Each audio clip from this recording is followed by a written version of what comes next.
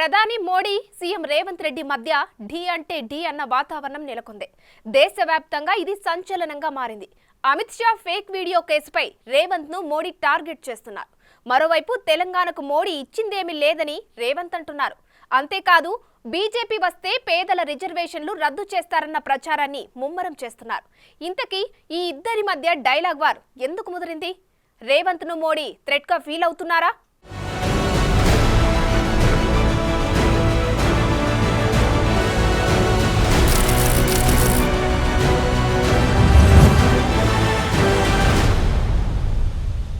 दलितों का आरक्षण, आदिवासियों का आरक्षण, ओबीसी का आरक्षण, मुसलमानों को धर्म के आधार पर नहीं देने दूंगा।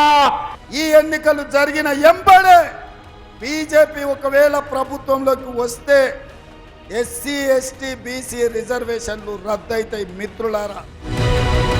రైట్, గ్రౌండ్ క్లియర్ గా ఉంది. అసలైన ప్రత్యర్థులెవరో తేలిపోయారు. ఇక సమరమే అంటున్నారు ముఖ్య నాయకులు. ఎక్కడి వరకైనా ఎందాకైనా అంటున్నారు. ఆ ఇద్దరే ప్రధాని మోడీ, ఇంకోవైపు CM Revanth Reddy. Modi Revanth dialogue war జాతీయ స్థాయిలో హైలైట్ గా మారుతోంది. మెయిన్ హెడ్లైన్స్ లో ఉంటుంది.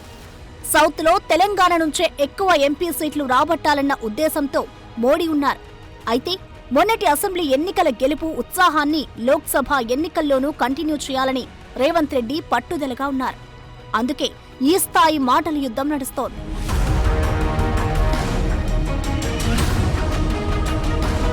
లోక్సభ ఎన్నికల్లో తెలంగాణలో బీజేపీ కాంగ్రెస్ మధ్య ప్రధాన పోరు ఖాయమైంది. రాజకీయాల్లో దెబ్బకు దెబ్బ, లెక్కకు లెక్క ఇదే రేవంత్ పాలసీ. మొన్నటికి మొన్న అసెంబ్లీ ఎన్నికల్లో కేసీఆర్ పార్టీని ఓడించి తన సత్తా ఏంటో చాటారు. ఇప్పుడు ప్రధాని మోడీ పార్టీని ఓడించేందుకు గ్రౌండ్ ప్రిపేర్ చేసి పెట్టారు. మోడీపై పంచ్ డైలాగులు పేరుస్తూ జాతీయ స్థాయిలో హైలైట్ అయ్యారు రేవంత్ రెడ్డి.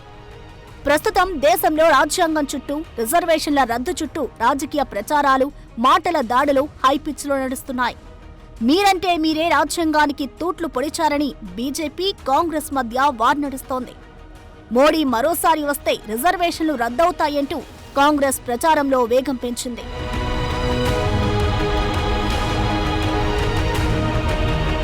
మోడీని, బీజేపీని కార్నర్ చేసే విషయంలో సీఎం రేవంత్ దూకుడుగా వెళ్తున్నారు. సీన్లోకి సీఎం ఎంట్రీ ఇచ్చాకే జాతీయ స్థాయిలో ఇష్యూ హైలైట్ అవుతోంది. మరోవైపు అమిత్ షా ఎడిటెడ్ వీడియో ఇష్యూలో తెలంగాణ సీఎం రేవంత్ రెడ్డి సహా ఇతర కాంగ్రెస్ నేతలకు ఢిల్లీ పోలీసులు నోటీసులు ఇచ్చి వెళ్లారు. నిజానికి ఇలాంటి ఫేక్ వీడియోలను మన్మోహన్ సింగ్ పై తయారు చేసి వైరల్ చేస్తుంటే ఢిల్లీ పోలీసులు ఏం చేస్తున్నారని కాంగ్రెస్ నేతలు ప్రశ్నిస్తున్నారు.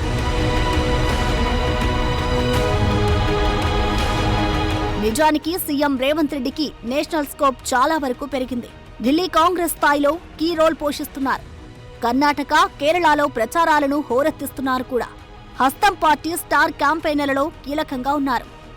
పోల్ మేనేజ్మెంట్ లో రేవంత్ రెడ్డి అస్త్రాలు, వ్యూహాలు చాలా బలంగా పనిచేస్తున్నాయి. వీటిని అడ్డుకునేందుకు చివరి ప్రయత్నాల్లో మోడీ, అమిత్ షా, బీజేపీ నేతలు ఉన్నారు. అయితే రేవంత్ రూట్ గేర్ మార్చి స్పీడ్ పెంచుతున్నారు. మోడీ ప్రభుత్వ తీరుపై వినూత్న ప్రచారాలతో హోరెత్తిస్తున్నారు.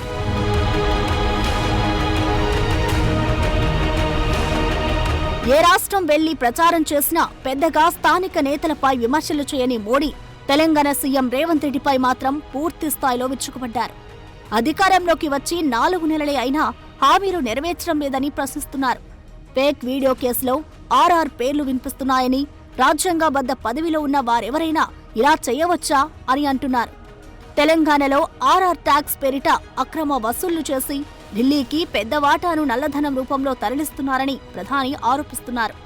ఈ ట్యాక్స్ వచ్చే 5 ఏళ్లలో తెలంగాణను పూర్తిగా ధ్వంసం చేస్తుందని, అందుకే కాంగ్రెస్ ను గెలిపించకుండా అడ్డుకోవాలంటున్నారు.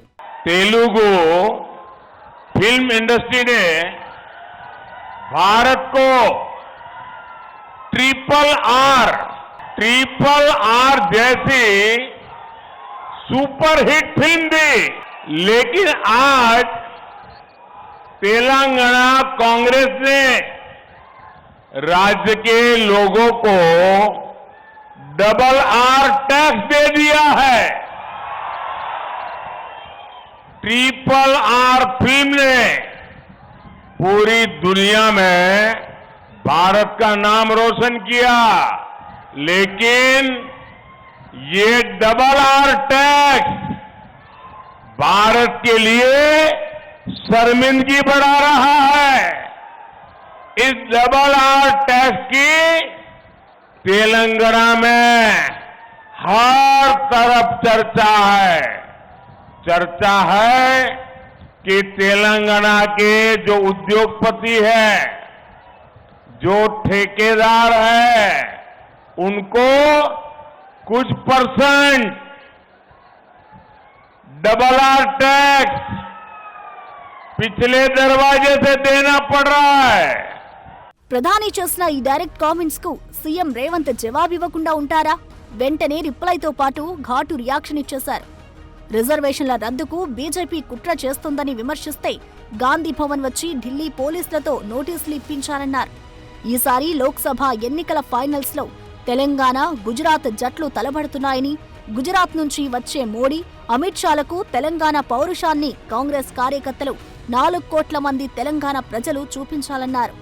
గుజరాత్ టీంను ఓడించి కేంద్ర ప్రభుత్వంలో అధికారం చేపడదామని పిలుపునిచ్చారు.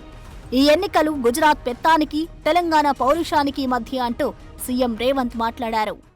ఎస్సీ, ఎస్టీ, బీసీ, మైనారిటీ రిజర్వేషన్లు రద్దు చేస్తామని చెప్తున్నారు. అందుకే రిజర్వేషన్లు రద్దు చేయొద్దని నేను లొల్లిపెట్టి కొట్లాడితే నిన్నటికి నిన్న ఢిల్లీ పోలీసులతోని ఢిల్లీలో కేసు కట్టి గాంధీ భవన్కు ఢిల్లీ నుంచి పోలీసులను పంపించాడు. మరి మా కార్యకర్తలు అనుకుంటున్నారు చంద్రశేఖరరావు ఖతం అయింది కాబట్టి ఆట మొత్తం అయిపోయిందని. ఆట అయిపోలే నాయన. ఆట సెమీఫైనల్స్ డిసెంబర్లో మనం గెలిచింది. ఇప్పుడు finals Telangana team versus Gujarat team. Telangana టీంకు రాహుల్ గాంధీ, రేవంత్ రెడ్డి కెప్టెన్ అయితే గుజరాత్ టీంకు నరేంద్ర మోడీ, అమిత్ షా కెప్టెన్. నేను ఇప్పుడు అడుగుతున్న మా 4 కోట్ల తెలంగాణ బిడ్డల్ని, ఈ ఫైనల్స్ లో గుజరాత్ గెలుస్తుందా, తెలంగాణ గెలుస్తుందా? తెలంగాణ గెలిపించుకునే బాధ్యత మన తెలంగాణ యువకుల మీద ఉన్నది కదా. అందుకే ఇవాళ నరేంద్ర మోడీ ఈ ఆటలో గెలవలేనని తెలిసి, తెలంగాణలో సీట్లు రావని తెలుసుకొని పోలీసులను పంపించాడు. ఆయనకు మొదటి నుంచి అలవాటు ఉంది ఈడీ, ఇన్కమ్ ట్యాక్స్, సిబిఐలను పెట్టి భయపెట్టేది. ఇక వాటి వల్ల కూడా కాలే, ఇప్పుడు ఢిల్లీ పోలీసులను పంపించాడు. నేను అడుగుతున్న మా సోదరులని, మీ రేవంత్ అన్న పోలీసులకు భయపడతాడా? మోడీని బలంగా ఢీకొట్టే ప్రత్యర్థి పార్టీల నేతల్లో ఇప్పుడు రేవంత్ రెడ్డి పేరే మారుమోగుతోంది. దేనికైనా రెడీ అంటూ రేవంత్ మాట్లాడుతుండడమే ఇందుకు నిదర్శనం. అంతేకాదు, బీజేపీ విధానాలను, చేస్తున్న పనులను టార్గెట్ చేస్తున్నారు. కమలం పార్టీ హిడెన్ అజెండాను బయటపెడుతున్నారు. ఈసారి బీజేపీ గెలిస్తే దేశంలో మళ్లీ ఎన్నికలు జరగవని మమతా బెనర్జీ వంటి వారు అలర్ట్ చేస్తున్నారు. ఎలక్టోరల్ బాండ్స్ ఇష్యూ మొన్నటిదాకా దేశంలో సంచలనంగా మారింది. అయితే వాటి నుంచి జనం మైండ్ను పక్కదారి పట్టించేలా బీజేపీ నేతలు ప్రయత్నించారన్న ఆరోపణలున్నాయి. రిజర్వేషన్ల విషయంలో బీజేపీపై తప్పుడు ప్రచారం చేస్తున్నారని ఆ పార్టీ నేతలు అంటున్నారు. అయితే కాంగ్రెస్ వస్తే ప్రజల సంపద లూటీ చేస్తుందని, మహిళలు లాక్కుంటుందని, వారసత్వ సంపద ట్యాక్స్ వేస్తారంటూ మోడీ చేస్తున్న ప్రచారాలకు ఇచ్చే జవాబేంటని హస్తం నేతలు అడుగుతున్నారు.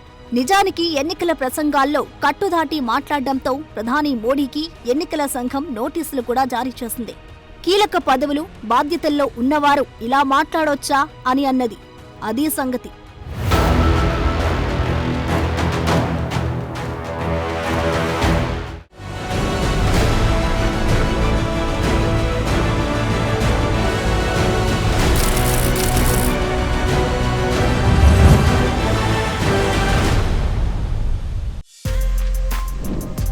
For more videos like this, subscribe Big TV channel.